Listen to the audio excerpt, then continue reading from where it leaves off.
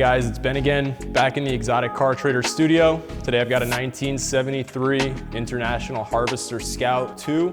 So this 73 Scout actually still has its original 345 cubic inch V8 paired to a 3-speed manual transmission with a Holley carburetor. It was repainted this color back in 2021.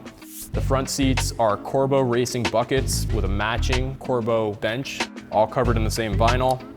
The previous owner rhino-lined the flooring, make it easier to clean after an off-road adventure. We've got an upgraded Pioneer head unit for the radio system.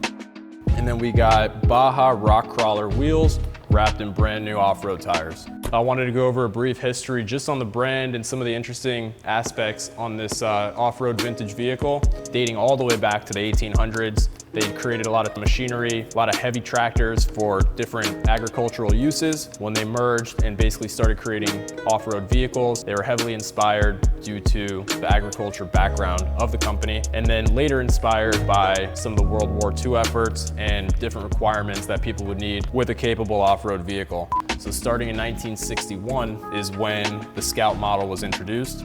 Meet the International Scout. There's a few different configurations on the Scout, dating back to the Scout 1 in the early 60s. They only had 1 or 2 different models. Now, when they introduced the Scout 2, starting in 1971, that's when it got a little crazy. You had a couple of different configurations that were available on this car. You could do a half cab, you could do a full cab, you could have an SUV body, pickup body, soft top, hard top. Most Scout enthusiasts could tell you exactly what they're looking at just by looking at the front grille. Up to 1972, the front grille only had 3 horizontal bars on it. Starting in 1973, they switched to a 14-bar configuration, almost copying the Jeep look, which was its main competitor back in the day.